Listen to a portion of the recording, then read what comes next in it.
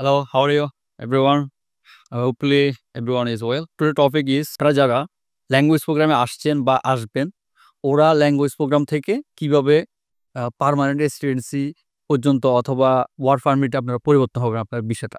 আপনারা যারা ল্যাঙ্গুয়েজ প্রোগ্রামে আসতেছেন বা আসবেন, তারা হলো যে যেকোনো একটা ইউনিভার্সিটির প্রত্যেকটা ইউনিভার্সিটির সরকারি হোক বেসরকারি একটা আলাদা একটা সেক্টর থাকে বা আলাদা একটা ডিপার্টমেন্ট থাকে, যেটা হলো যে আপনার কোরিয়ান ল্যাঙ্গুয়েজ সেন্টার। ওটা ল্যাঙ্গুয়েজ পার্ট, শুধু ল্যাঙ্গুয়েজ পড়ানো হয়। তো আপনারা যখন ল্যাঙ্গুয়েজ প্রোগ্রামে আসবেন, আপনার তখন বিষয় হবে যে D4 ক্যাটাগরি। D4 বিষয়ে আপনি আসবেন।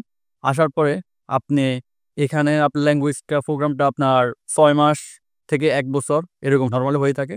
অনেক ক্ষেত্রে এটা আপনি যদি আরও বেশি পড়াশোনা ল্যাঙ্গুয়েজ পড়তে চান, তাহলে আপনি 1.5 বছর পর্যন্ত আপনি এই বিষয়ে থাকতে পারেন। তারপরে আপনাকে একটা বিষয় পরিবর্তন হতে হবে, যেটা হলো যে আপনি যদি বাংলাদেশ থেকে হয়তো আপনি ডিপ্লোমা করছেন অথবা আপনি ব্যাচেলর কমপ্লিট করছেন অথবা ইন্টার কমপ্লিট করছেন, একটা তো কমপ্লিট করে আসছেন বা মাস্টার্স কমপ্লিট করে আসছেন এখানে। ইন্টার অথবা ডিপ্লোমা কমপ্লিট থাকে, তাহলে আপনি এখানকার যে ইউনিভার্সিটিগুলো আছে, ওইখানে আপনি ব্যাচেলর অ্যাডমিশন নিতে পারবেন অথবা আপনি চাইলে ডিপ্লোমা অ্যাডমিশন নিতে পারবেন। এখানকার যে ডিপ্লোমা, ওটা হচ্ছে আপনার 2 বছরের ডিপ্লোমা।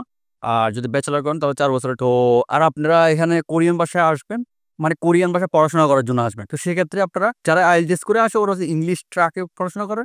আর আপনি কোরিয়ান ভাষায় পড়াশোনা করবেন, সেজন্য আপনি কোরিয়ান ট্র্যাকে আসতে। তো আপনারা ডিপ্লোমা করলেন অথবা ব্যাচেলর করলেন অথবা একটা যেকোনো একটা প্রোগ্রাম করুন, আপনার যেটা আছে, আপনি একটা এখানে প্রোগ্রাম করতে হবে। একটা প্রোগ্রামে আপনি একটা ডিগ্রি পাওয়ার পরে অথবা হতে পারে আপনি এখানে ব্যাচেলর কমপ্লিট করলেন অথবা ডিপ্লোমা কমপ্লিট করলেন, হতে পারে হয়তো আপনি এখানে মাস্টার্স কমপ্লিট করলেন অথবা পিএইচডি কমপ্লিট করলেন, যেটাই করেন। একটা ডিপার্টমেন্টে এবার আপনি একটা ভালো ডিপার্টমেন্টে যদি আপনার প্রোগ্রামটা কমপ্লিট করেন, তাহলে হবে যে আপনি ওই ডিপার্টমেন্ট রিলেটেড আপনি জব খুঁজবেন। জব খোঁজার পরে ওই ডিপার্টমেন্টের কারখানা, ফ্যাক্টরি, হতে পারে কোম্পানি, হতে পারে ইউনিভার্সিটি, হতে পারে বিভিন্ন যেটা হবে আরকি, একটা কোম্পানিতে আপনি জয়েন করলেন।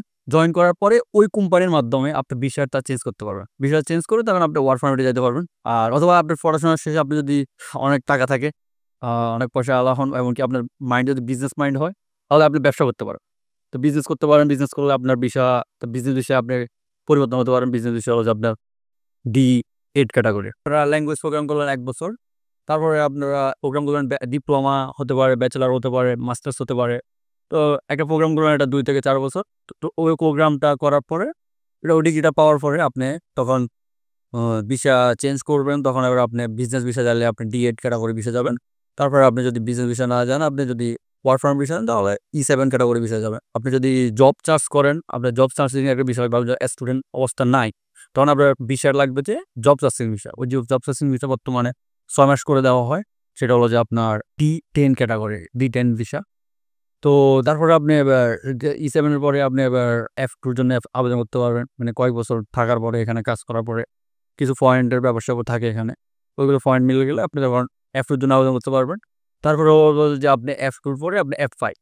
F5 টা হলো যে আপনি তখন একদম মানে একদম কোরিয়ান মানুষ যেরকম সুযোগ সুবিধা পায়, আপনিও ওইরকম মানে একদম নেটিভ কোরিয়ানের মতো, কোরিয়ান নাগরিকের মতো হয়ে যাবেন F5 ভিসা পাইলে আরকি। তখন কোরিয়ান পাসপোর্টের জন্য আবেদন করতে পারবেন। ওকে, যদি এখন আমরা সামারি করি, সামারিটা হলো যে এমন, আপনি প্রথমে D4 বিষয়ে আপনি কোরিয়াতে ঢুকছেন, কোরিয়াতে আসছেন। আসার পরে আপনি D2 তে গেলেন। D2 তে পরে আপনি যাবেন D10 অথবা D8 অথবা আপনি E7 এ যাবেন। তারপরে যাবেন আপনি F2, তারপরে যাবেন আপনি F5।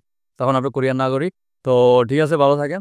আর যেকোনো কোয়েশ্চেন যদি আপনার থাকে কোরিয়া নিয়ে, বিশেষ করে স্টুডেন্ট ভিসা বা স্টুডেন্ট লাইফ নিয়ে, যেকোনো যদি আপনার কোয়েশ্চেন থাকে, তাহলে আপনারা কমেন্ট করতে পারেন। কমেন্ট বক্স খোলা আছে, অথবা আমাকে মেসেজ দিতে পারেন। আমি আমার সাধ্যমতো চেষ্টা করব জানার জন্য এবং আপনাকে ইনফরমেশন দেওয়ার জন্য। ওকে, শুভকামনা থাকলো আপনার কোরিয়ান লাইফ যেন শুভ হয়, সেই কামনা করে আজকের ভিডিও এখানে শেষ, সমাপ্তি। আল্লাহ হাফেজ। আল্লাহ হাফেজ, গুড বাই।